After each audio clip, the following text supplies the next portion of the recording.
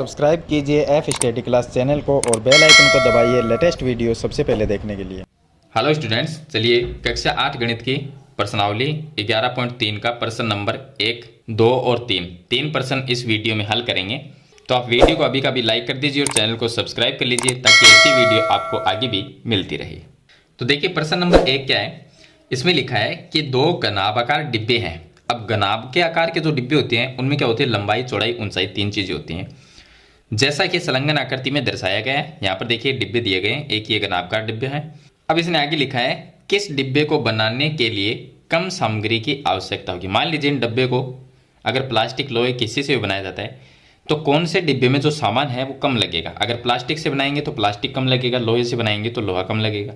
तो कौन से में कम लगेगा, तो जिसका क्षेत्रफल कम होगा उसी में सामग्री कम लगेगी। तो दोनों का हमें क्षेत्रफल निकालना है। तो पहला जो डिब्बा है यानी कि डिब्बा ए और दूसरा है डिब्बा बी। तो डिब्बे ए का हम क्षेत्रफल निकालेंगे।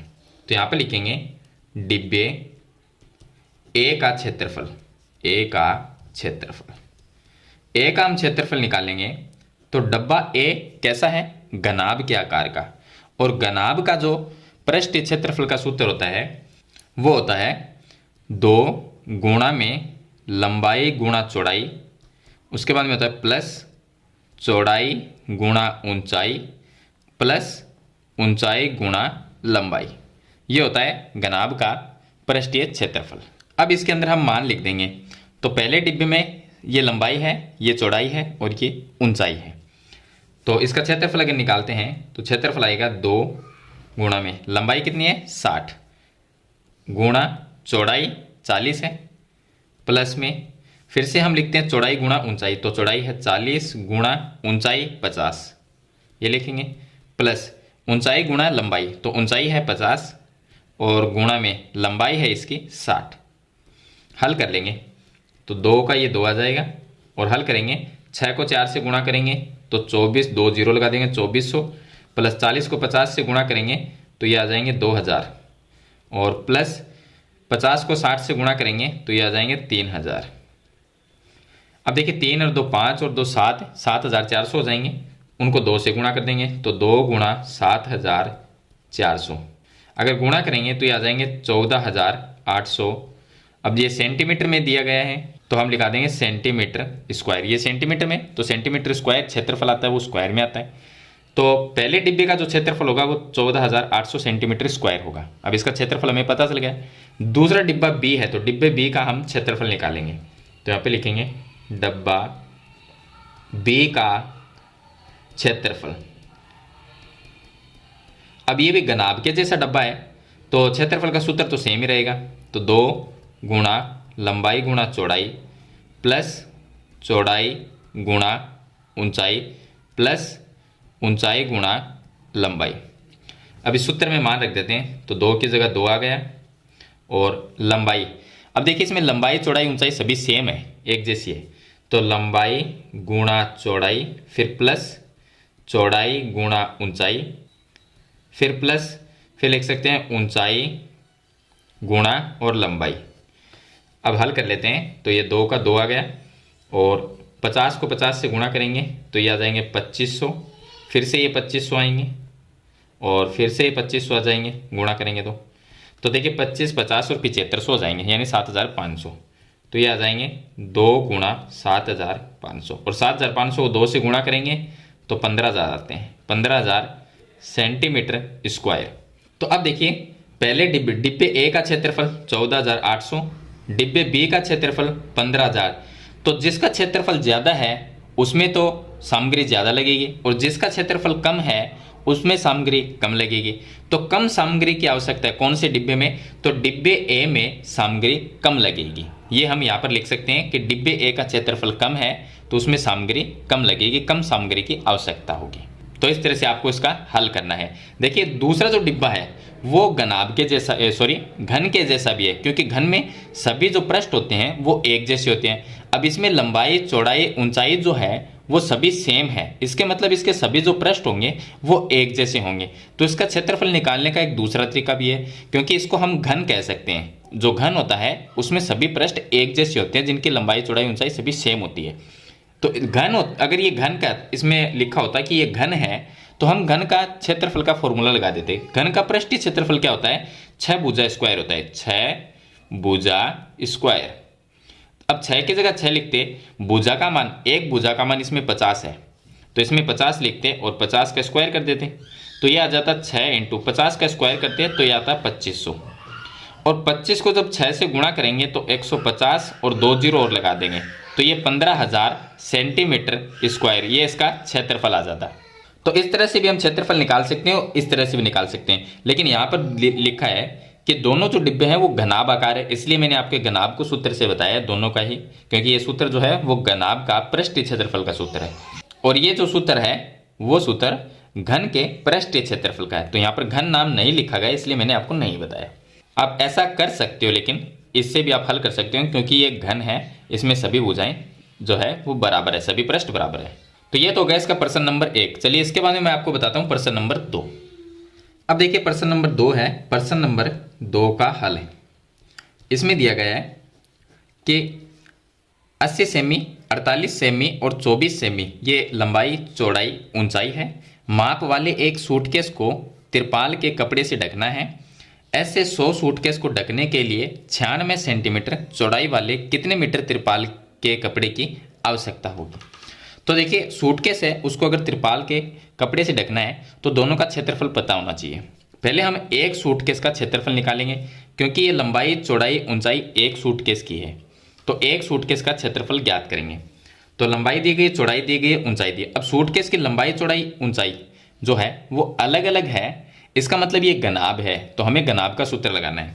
तो हम लिखेंगे सूटकेस का पृष्ठीय क्षेत्रफल, पृष्ठीय क्षेत्रफल। सूटकेस का अगर क्षेत्रफल निकालेंगे तो सूत्र होगा 2 इंटू लंबाई गुणा चौड़ाई प्लस चौड़ाई गुणा ऊंचाई प्लस ऊंचाई गुणा लंबाई।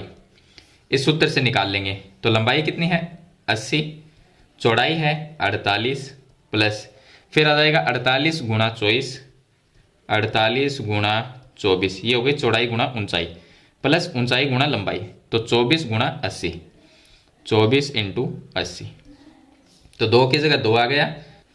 80 को 48 से गुणा करेंगे तो ये आ जाएगा 3840 प्लस 48 गुणा 24 करेंगे तो ये आ जाएंगे 1152 प्लस 24 को 80 से गुणा करेंगे तो ये आ जाएंगे 1920, ये आ जाएंगे। तो ये 2 का 2 आ जाएगा।